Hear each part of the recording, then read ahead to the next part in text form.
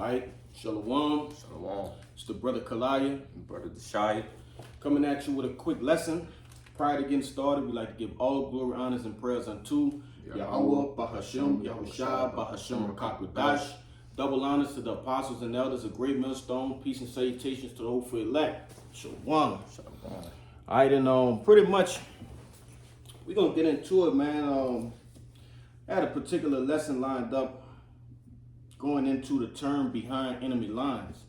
All right, just a brief synopsis of what behind enemy lines is referring to. All right, that's actually, us right now, man. All right, we're in the territory of the enemy, which is Esau, Edom. All right, we're living in this devil's kingdom. Okay, so everything that we do is contrary to what they believe in, and everything we believe in is contrary to us. They believe in is contrary to us. Salaki. All right, and we just gonna get some scriptures to back that up. So if you could, brother, start me off with that Matthews. The book of Matthew, chapter 10, verse. I think it was 10 and 16. This 10 and 16. Behold, I send you forth as sheep in the midst of wolves. All right, stop right there. All right, a sheep is a clear enemy to a wolf, man. All right, and a sheep really don't have no defense. You see, and that sheep represents us, man. All right, and the wolves are ultimately going into Esau, Edom, but it's 2/3 other nations, all right, as well, man. Okay, because they had the power to devour us. You see, but go ahead, finish it out. Be ye therefore wise as serpents, and harmless as doves. That's right. All right. Be circumspect. Don't be ignorant, all right, to the things that are going on around you, man. Be wise. Ultimately, using these scriptures as a spearhead to guide us. You see, using this wisdom, knowledge, and understanding to guide us through this wicked kingdom. Okay, but it says to be what? To be harmless as doves. All right, because we understand through the scriptures that vengeance is of the Lord, man. All right, it's not up to us. All right, in a dove is a very calm, tranquil bird, man. When you look at the dove, you think of it's delicate. All right, and I'll show you when we leave out. I actually have a dove in the tree right next to the house, bro. Literally right there. And according to the book of, I believe it's Sirach, don't quote me on it, but the dove is actually the Lord's favorite bird. But you had a precept? Yeah, I had a precept first of all, backing up the like how we don't mix. The book of Ecclesiasticus, chapter 13, verse 15. Every beast loveth his light, and every man loveth his neighbor. All flesh consorted according to his to kind, and a man will cleave to his light. Is the point. Verse 17. What fellowship had the wolf with the lamb? So the sinner with the godly. Ultimately going into that variance, man. I didn't when you go into it, first and foremost in Genesis, the 25th chapter, it tell you that we are two different manners of people. Okay? Esau, Edom, and the Israelites. All right? Also in the book of Luke, it tell you that there's a gulf fix. All right? We'll never, mix. All right? So that lamb and that wolf will never, mix. They'll never cling to one another. All right? And we can liken that unto us in this present kingdom. But I think that was it right there. Grab the book of Micah for me. Micah 2 and 10.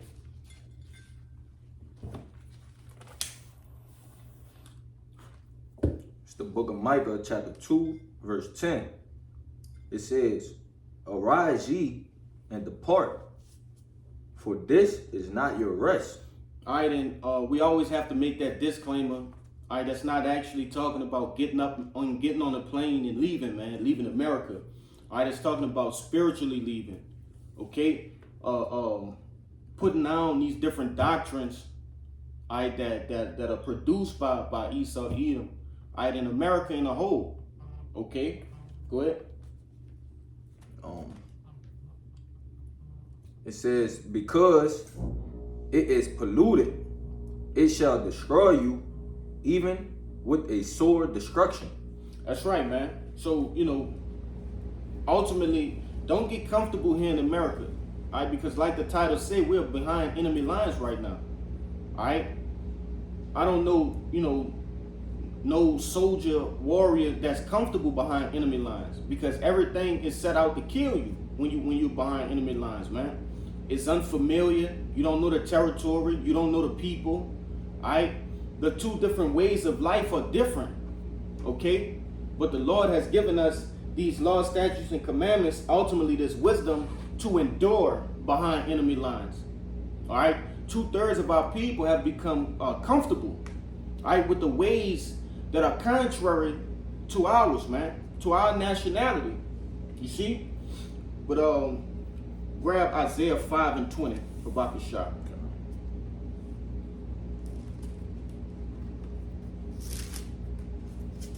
And it shows, man, I sat there and I was watching, this was my first time actually sitting down and watching that 20 verses 1, little, I don't know what you call it, show, I guess YouTube show, something like that. And, it's become quite popular. But it's me looking at that, man. It was actually a older Eve against 20, young Jakes, loudmouth. She's unruly, and it just was disgusting to see that. And ultimately, you have to remember that we behind enemy lines. Our people, 2/3 of our people have looked at the things of America, all right, that America brings, and said that they are comfortable with this. All right, they have conformed themselves to the American way of life, man. Go ahead. This is the book of Isaiah, chapter 5 and verse 20. Chapter 5 and 20, and it says, "Woe unto them that call evil good and good evil, that put darkness for light and light for darkness." All right, and I brought this out because, like I said, man, 2/3 of our people have conformed to the ways of America, not knowing that the ways of America is darkness, man. And they look at it as light. You see, and it says, "Woe unto them." Woe means destruction, huh? They don't understand that the ways, we waiting for evac. Okay, we waiting on, Yahweh and the chariots to deliver us from this place. You see, they want to stay behind enemy lines. They forgot that they have a home to go to. Right. And you have certain actual accounts that have happened with soldiers and things of that nature who have got accustomed, to living that way, man. Living at war. I believe they call it bloodthirsty or whatever. They like to be in that atmosphere, and they forget the mission is to, they forget the goal is to complete the mission and go home. You see? And this is how we're going home, man. It's like we're putting up a spiritual beacon, you see, for the Lord to rescue us by doing these works, reading these scriptures, okay, killing that old man daily. You see, that's a spiritual beacon to let the Lord know, hey, we over here. You see, we in no man's land right now. Yeah. But that was it in that. You got a little more. Go ahead. And it says that put bitter for sweet and sweet for bitter. That's right, man. They didn't forgot how it feel to eat a steak at home. That spiritually, our people are eating, army food, MREs, you know, and loving that shit, man. And Lord willing, you know, you brothers and sisters are getting the references that I'm speaking about, man. MREs are those meals that are prepared in a bag. And it's just to, you know, to sustain you basically. And I'm using that as a reference. These scriptures are the steaks, man. You know, the good things, man. Those MREs are the things that these people are consuming here in America, man, in Babylon the Great. Okay? They're forgetting that they have a home to go to. Alright? Go ahead. I think that was it. Yeah, that was it. Grab for me, and this will be the last precept unless you have something. No. You got something? Get Psalms 23 and 4, Rebecca Shah.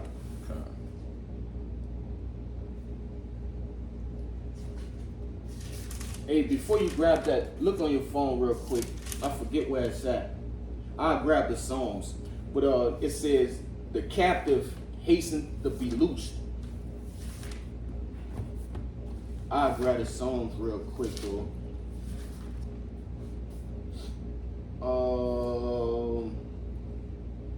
Yeah, this is the book of Psalms, chapter 23 and verse 4, and it reads, Yea, though I walk through the valley of the shadow of death, I will fear no evil, for thou art with me, thy rod and thy staff, they comfort me. All right, so ultimately, man, we are in that valley of the shadow of death right now. Okay? We are in that wicked place. But what David said, this is a psalm of David, and he's saying that pretty much, you know, there's no fear that lies within him. All right, due to the fact that he's comforted by these scriptures, man, that the Lord is with him. All right? These works that we do, all right, scriptures tell you that we had, you know, those angels that encampeth around us, man, while we are behind enemy lines. Okay? And ultimately, we have Yahushua through these scriptures that is guiding us. Okay? Guiding us through these, you know, through enemy lines, man. You know, you found it? No. Let me see your phone real quick.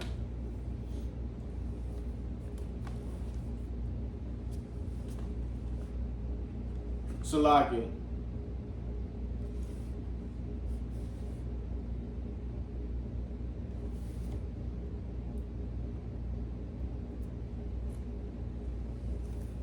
I really, you know, want to grab it. If I can't find it, it's all right. I should have looked for it before we press play, but it's all right.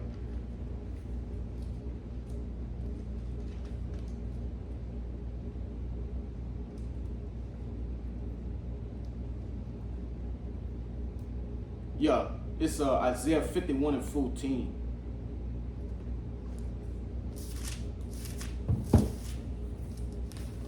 You know, because ultimately that's why we put up these video epistles. All right, that's why we make our bodies a living sacrifice.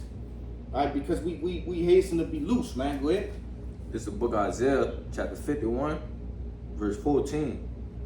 The captive exile hasteneth that he may be loosed, and that he should not die in the pit, nor that his bread should fail.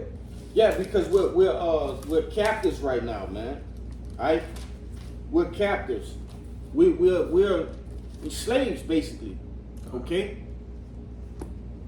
It's like being caught. Like I'll say it again. I've been saying it all video. All right, and that's what I'm gonna name this video. Being behind enemy lines. We're captives of we're prisoners of war. You see? And hey, every day we hastening to be loose. All right, we're not comfortable here. Okay? Like it say, it hope it what it said? It says, and that he should not die in the pit. You see?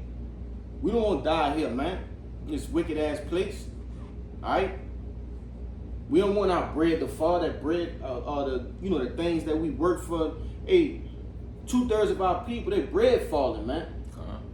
All right, they're not able to live comfortably. I was talking to 2 of the other brothers last night, man, before we got on the conference call.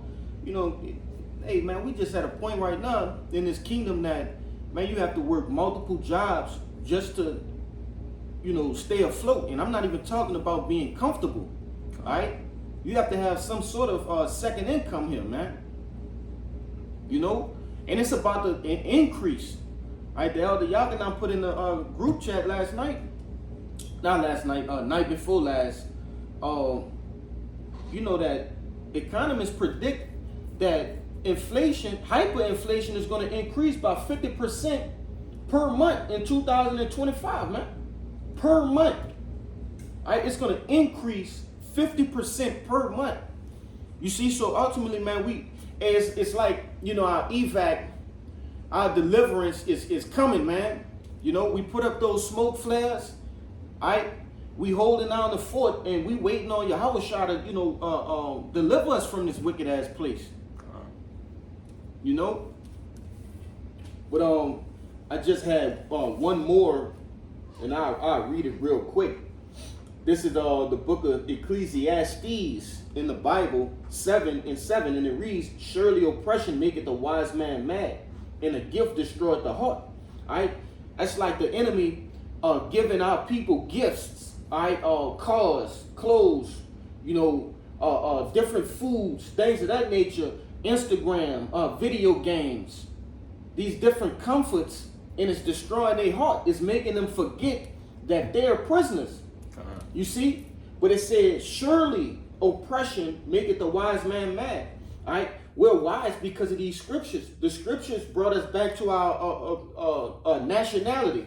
You see? The ways of Yahweh Ba'ashem Yahushai. And it says, surely. So, of course, it's going to make a wise man mad. Because we understand that we're prisoners now. Okay? And we just longing to get back home, man, to familiar territory, to familiar faces. You see?